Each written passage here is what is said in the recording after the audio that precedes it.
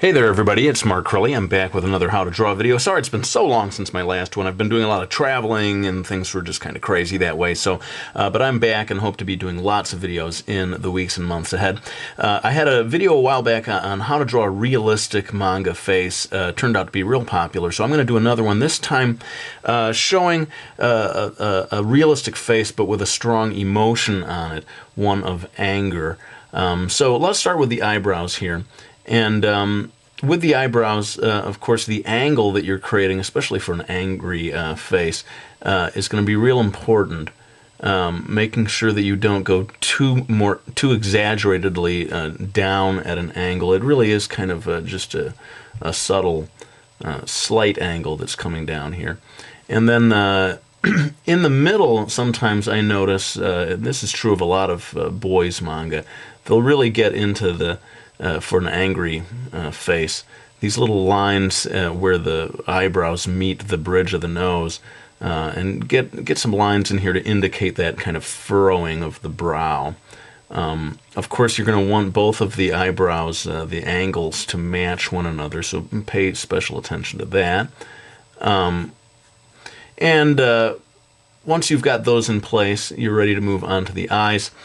People will always tell you, and it's true anatomically, that the two eyes are one eye's space away from one another. So that's something I'm definitely going to be going for. This is a male face, and so they tend to be a little narrower from top to bottom than they might be if you were doing a female face. Notice that the eyes come in not near the middle of the eyebrow, but just a little off to one side. I'm going to go ahead and do the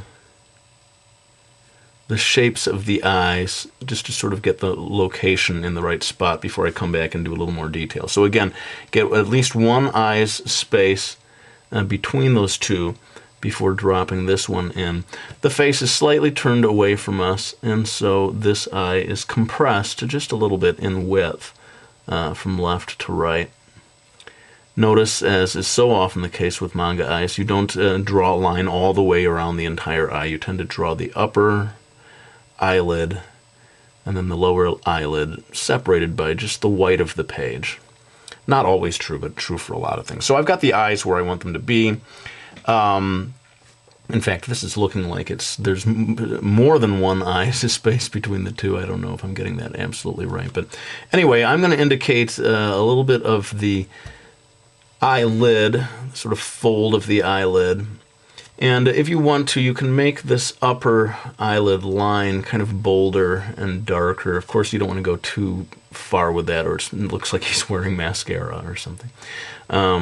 But I notice a lot of manga will do that, get just a little, and then even over here, maybe just an extra line to show that eyelid. Definitely, if you want this sort of realistic-looking manga, getting a line of the eyelid in place is probably a good idea. I've said this in some other videos, but I'll say it once again, that I'm noticing for the shonen, or the sort of boys manga, that the irises don't tend to get super fancy the way they do in girls' mangas. More simply, a dot right in the middle, I'm seeing this in lots of them anyway, is enough and keeps it pretty effective. One thing to pay special attention to is the location of the iris within the white of the eye. This guy's supposed to be looking straight at us. So this white space here and this large white space here, these things are key to conveying that feeling that he's looking straight at us. I'm just going to put a little bit of shading in here, but leave it at that. So we've got the eyes in place. The nose, happily, is very, very simplistic, as is so often the case with manga. Maybe just a little bit of a line for the bridge of the nose coming down. And for the location of the nostrils, this is kind of a tricky thing. I think you have to get a sense of a sort of a triangle that forms between the edges of the eyes and the nose. My sense is that if it were a triangle, it would be a little short from top to bottom, you know. Anyway, so I've got this sense of it coming down here, and this is where I'm going to drop in two lines, keeping it kind of light and simple. to do the nose. And I should just say right now that, that this style of drawing owes an awful lot to the drawing style of Takeshi Obata, who draws Death Note, among many other great manga. And I'm very much inspired by his work in my latest project, Brody's Ghost. In any case, let me move down to do the mouth. This is what's going to separate this video a lot, I think, from other ones that I've done, because I'm trying to do a drawing the way you would in an actual manga panel, like when a character is shouting something or saying something with intensity. A lot of my how to draw videos tend to be just sort of posed faces. This time I want to draw someone who's sort of in action, what like you might do in one of your own manga. He's saying something. So I've got this open mouth, and this owes a lot, as I said, to the Obata drawing style. If you study Death Note, you'll see that he almost always has the mouth open, and you see the details of the interior of the mouth as the characters are speaking to one another. I suppose that's true of lots of manga, but very few people draw the mouth quite the way he does, and it's very realistic looking, and yet still fits into the manga tradition. So you can see what I'm doing here. I'm getting a big white band of space at the top of the mouth, getting some dark bits in here to sort of indicate the shadows, and then a much narrower lower band for the lower teeth, just kind of curving around to the back. And this shape of the mouth, I don't know if I'm getting this absolutely perfect here. It's kind of tricky.